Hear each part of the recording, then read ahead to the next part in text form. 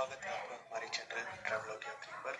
तो जैसा हमने आपको अपने पिछले व्लॉग में बताया कि हमने नागेश्वर ज्योतिर्लिंग में दर्शन करने के बाद में द्वारका से सोमनाथ जाने के लिए ओवरनाइट जर्नी की और ये जर्नी हमने ओखा वेरावल एक्सप्रेस से करी। ये ट्रेन द्वारका रेलवे स्टेशन पर 8:50 पर पहुंचती है और सुबह अराउंड 5:15 पर वेरावल पहुंच जाती है।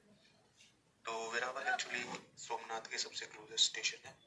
अब जैसे ही बाहर निकलेंगे स्टेशन से तो आपको बसेस रेडी मिलेगी। वो बसेस आपको सीधा मंदिर के आगे ड्रॉप करेंगी और इस जगह पर वो आपको ड्रॉप करेंगी जो कि टूरिस्ट फैसिलिटेशन सेंटर है, जिसके अंदर आपको हर चीज़ अवेलेबल है। अगर आपको कोई किसी प्रकार की कोई इन्फॉर्मेशन चाहिए, मेडिकल हेल्प चाहिए, आपको रुकना है, फ्रेश होना है, तो आपको हर तरीके की जो हेल्प है वो यहाँ पर होगी। तो ये कुछ इस तरीके से एरिया दिखता है। तो यहाँ फ्रेश होने के बाद हम टेंपल की ओर गए। तो आपके जस्ट सामने अगर आप देखेंगे तो ये टेंपल है। टेंपल प्रीमाइस शुरू हो जाता है और आप यहाँ पर अपना जो लगेज है, अगर आपके पास बड़े बैग है और आपको रूम नहीं मिल पा रहा तो यहाँ पर ही आपका लगेज जो है वो जमा हो जाता है और यहाँ पे डिजी लॉकर की फैसिलिटी जो है वो अवेलेबल है। तो आप आवरली बेसिस पर जो है अपना लॉकर ले सकते हैं, जिसकी कॉस्ट आपको बहुत मिनिमल चार्जेस पड़ेगी। तो हमने अपना सामान सबमिट किया वहाँ पर और हम टेंपल के अंदर गए। तो कुछ ही दूर तक जाने पर ही मोबाइल अलाउड है। मोबाइल, पर्स और जो आपके स्लीपर्स वगैरह हैं वो एक पॉइंट के बाद में आपको सबमिट करने पड़ते हैं। तो अभी सुबह के समय जो है वो मंदिर ओपन नहीं हुआ था, हम पहले पहुँच गए थे। तो ये जो आप सीन देख रहे हैं ये अराउंड 6 AM का है। 6:30 जो है वो मंदिर में आरती शुरू हो जाती है, तो आप वो देख सकते हैं। एग्जैक्टली अगर आपको मॉर्निंग आरती देखनी है तो 6 o'clock आप रेडी होकर मंदिर में पहुंच जाए।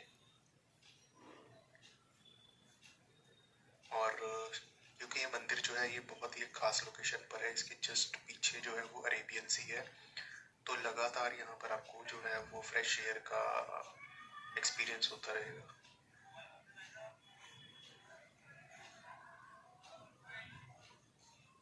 तो काफ़ी ओपन एंड वाइड एरिया के अंदर जो है वो ये मंदिर बनाया हुआ है। तो अगर ज़्यादा क्राउड आ भी जाता है तो आपको फील नहीं होगा कि कभी यहाँ पर ज़्यादा क्राउड आया है। तो जैसा हमने आपको बताया था डिजी लॉकर के बारे में, तो जस्ट बिल्कुल आप मंदिर के बाहर निकलेंगे तो वहाँ पर डिजी लॉकर की शॉप है। एंड मंदिर के अंदर जो है वो कैमरा अलाउड नहीं था, लेकिन मंदिर के अंदर का एक्सपीरियंस अपने आप में डिवाइन एक्सपीरियंस था भोलेनाथ के दर्शन करने का। ये शिवलिंग जो है वो भारत की प्रथम ज्योतिर्लिंग जो है उससे माना जाता है। और मंदिर से दर्शन करके आप जैसे ही निकलेंगे और क्योंकि आप मंदिर के अंदर से ही देख लेंगे समुद्र का व्यू, तो ऑब्वियसली आप बहुत क्यूरियस होंगे कि आप कैसे जाएं।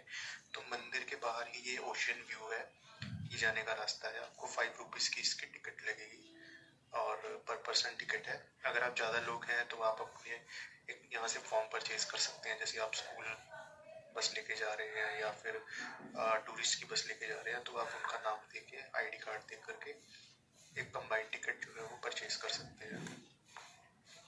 तो हम जस्ट एंटर हो रहे हैं अभी और एंटर होने के साथ साथ ही हम देख रहे हैं कि यहाँ पे काफ़ी ज़्यादा साफ सफाई थी।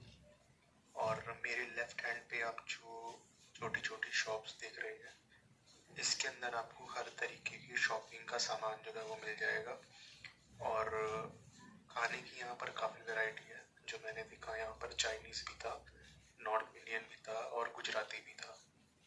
तो आपको जो है वो खाने की यहाँ पर कोई प्रॉब्लम नहीं होगी। आप जैसे ही दर्शन करके आते हैं आप यहाँ पे अपना ब्रेकफास्ट कर सकते हैं। और ये जो एरिया मैं आपको दिखा रहा हूँ ये अराउंड 2.5 किलोमीटर लंबा एक वॉकवे बनाया हुआ है एंड बीच। तो आप यहाँ एंजॉय कर सकते हैं समुद्र का व्यू जो कि बहुत ही अमेजिंग है। और आप यहाँ पर आएंगे तो आपको हर 1 घंटे में ये कह लीजिए कि आपको व्यू जो है वो चेंज होता हुआ नजर आएगा। तो हम जिस समय पर यहाँ पहुँचे थे तो करीब 7:30 हुए थे एंड सनराइज जो है वो हो रहा था इस जगह पे। तो ये उस जगह का व्यू है। और अगर आप कभी मुंबई गए हो, मरीन ड्राइव पे गए हो, तो ये बिल्कुल हूबहू कुछ उसी तरीके का जो एरिया है वो बनाया गया है। और लोग जो है वो काफ़ी इंजॉय कर रहे थे। काफ़ी शांत जगह है ये, और वन ऑफ द क्लीनेस्ट बीच मैं आपको कहूँगा, क्योंकि मैंने और भी जगह गया हूँ तो वो बीचेस थोड़े ओवर क्राउडेड होते हैं, बट यहाँ पर आप आएंगे तो काफ़ी पीसफुली आप यहाँ पर जो है वो घूम सकते हैं।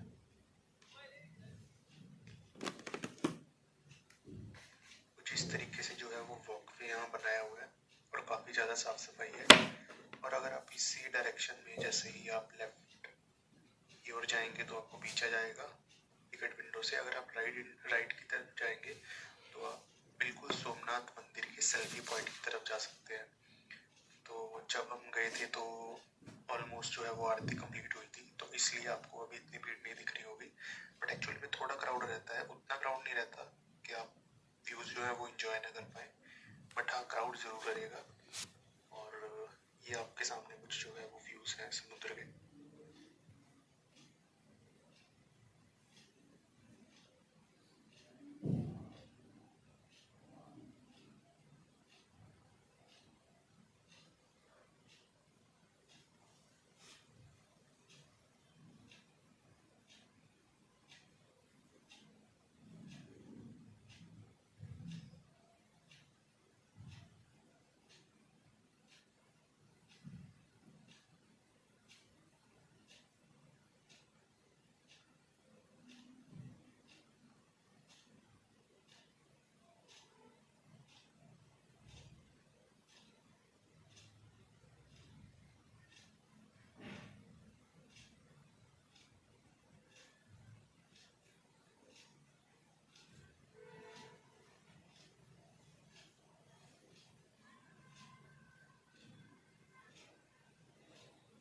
सोमनाथ के अंदर का एक्सपीरियंस अगर मैं आपको बताऊं, बहुत ही डिवाइन एक्सपीरियंस था।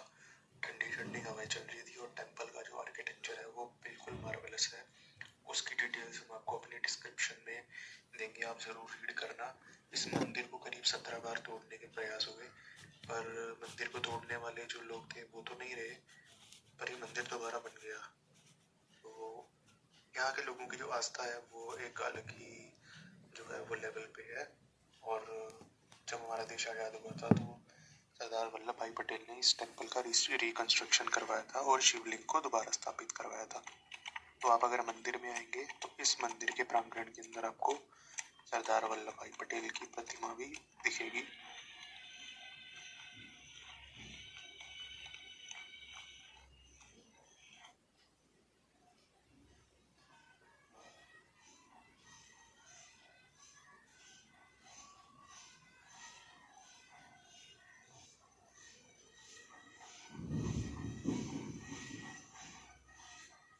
तो आप थोड़ा इसी वॉकवे पे आगे जाते रहेंगे तो आपको वो टेम्पल की जो शिखर है और उसकी ध्वजा है वो नज़र आएगी। और सामने आप अगर स्क्रीन पे देख सकते हैं तो दीवार के ऊपर एक पूरा शेड है। तो जब भी आप मंदिर के अंदर से दर्शन करके बाहर निकलेंगे तो आप इस शेड के नीचे खड़े होकर भी समुद्र का एक व्यू जो है वो इंजॉय कर सकते हैं। और ये जो है वो जगह है वो एग्जैक्टली सेल्फी पॉइंट, जहाँ पर हर कोई आता है और सेल्फी जो है वो क्लिक करता है। ये सबसे ज़्यादा मेमोरेबल जगह हर किसी के लिए है। यहाँ पर बहुत सारे लोग जो थे वो रील्स बना रहे थे, वीडियो क्लिक कर रहे थे, एंड अपने आप में ये एक लाइफ टाइम रिमेंबर जो रहेगा वो एक्सपीरियंस है। अगर आप मेरे स्क्रीन पे देख सकते हो तो यहाँ पे आपको लेफ्ट साइड में एक पोल नज़र आएगा जिसमें एक अर्थ बनी है। हमने देखा कि अर्थ के ऊपर एक एरो बनी हुई थी और इस जो पिलर है इसके ऊपर संस्कृत में ये लिखा हुआ था कि अगर आप इस पिलर की डायरेक्शन में चलते जाओगे समुद्र के अंदर तो आप सीधा एंटार्क्टिका यानी कि साउथ पोल में जाकर पहुंचोगे। और ऐसा बताया जाता है कि ये पिलर करीब 7वीं जो सेंचुरी है उसका है। तो आप ये सोच सकते हैं कि 7वीं सेंचुरी में वो लोग इतने एडवांस थे कि उन्होंने ये देख लिया था कि अगर इस पिलर की जो डायरेक्शन है उसके अंदर अगर सी में जाएं हम तो साउथ पोल तक आपको बीच में कोई भी जो है ज़मीन का टुकड़ा नहीं मिलेगा। तो ये अपने आप में एक ये बताता है कि हमारी सभ्यता तो थी वो कितनी ज़्यादा रिच थी। तो आप बस समुद्र के जो व्यूज़ हैं उनको एंजॉय कीजिए।